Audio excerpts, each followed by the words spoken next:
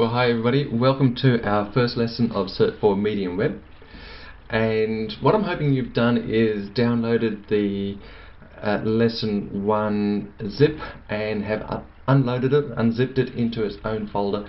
And if you look at the files, it should look similar to this. I'm interested in the Lesson 1 pages, and so you should have these other folders, the display assets and images, etc. for it to work. So this is just a simple web browser. Well, I'm going to double click that and you should see about the same after a little bit. You may have a active control permission issue. If so, allow it. Permissions. All that does is allows this page selector to work. Alright. Now, how does the internet work?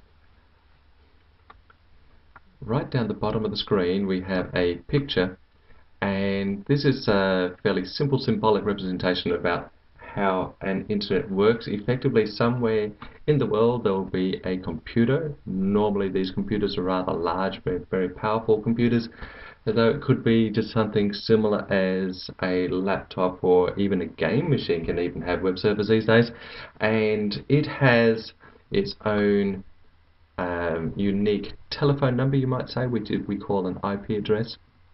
And stored on the computer are various text documents, and that's all they are. They're just simply text documents, and they may have images, videos, WAV files or sound, or all sorts of things, but effectively the text documents are what we are going to be interested in mostly for the initial part of our lessons. And you, the client, you might say, your computer will request from the server the various pages, and it will get transmitted through the internet, however it works, and eventually gets to your browser. Your browser will read these text documents and decipher what it's trying to say and put the images and pictures on your screen, and that's how the internet pages get from the web server, which is where it's held, through the internet back onto your browser. Okay. These text documents are written in a certain language, and the language is called HTML. And HTML, here's an example of some type of HTML, and it's not a very difficult language. And in our next lesson we are going to be introduced into actually learning some of these the markup languages. The actual letters HTML is Hypertext Markup Language. All that means is, normally in an alphabet, if I'll actually just open up my notepad and give an example on this.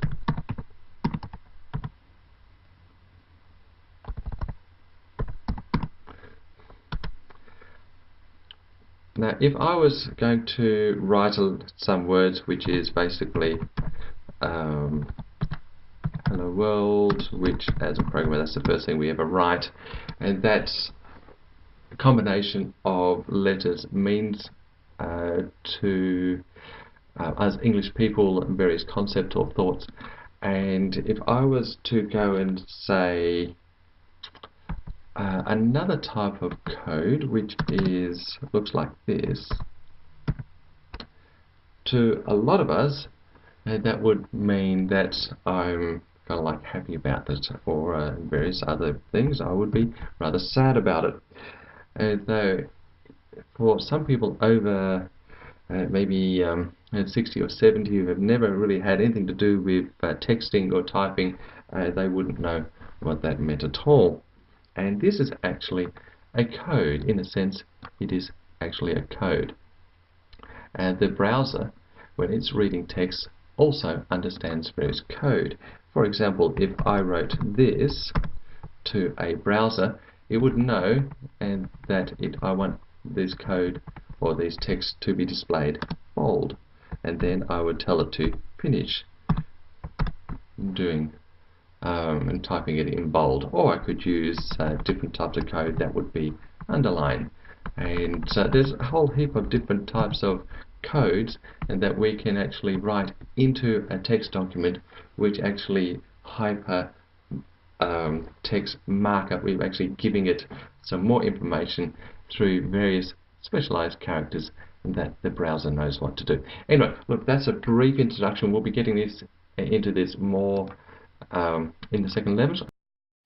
One thing which is pretty important is to set up your computer correctly, and I'm going to minimize this browser for a moment and open up my files again. Now notice here I cannot see the extensions on any of the files, and during our lessons we will need to be able to do that.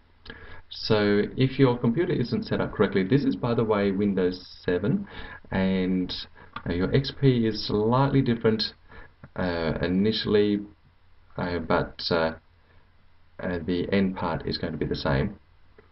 Anyway, if you go to your Start button, then to your Control Panel, this window here is going to look a little bit different for your XP, but you'll need to look around and you'll need to find the equivalent of folder options. And if you are using XP and you can't find it, email me and I'll send you a screen dump on that.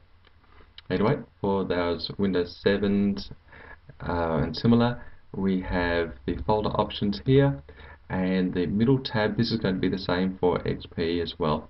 The middle tab is going to be your view, and if you look down halfway you'll see a folder which is called hidden files and folders. This is what I always look out for, because just a couple of entries below that is the hide extension for known file types.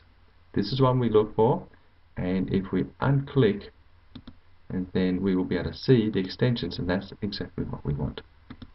Okay, so I'm going to close that down and that window, and now if I look at my files, I now can see the HTML extensions. Alright, now there are a number of different types of files that we can use and we can create. I'm just going to create a couple here. I'm going to make a new text document, and notice that has txt as an extension for text. Now, this is very important for us because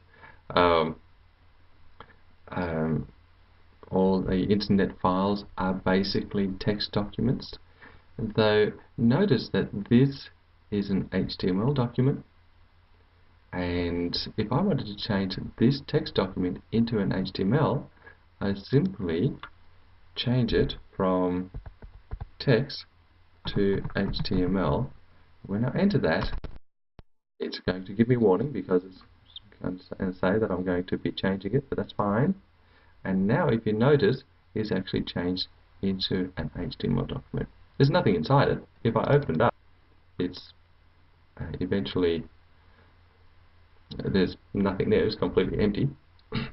But as you can see, it was opened up by the browser, and again if I went back and changed it back to text, it is a text document and it will open up with Notepad. So that's fairly important, because what we'll be doing initially is writing things in Notepad and then changing it into an HTML document so that browser can view it.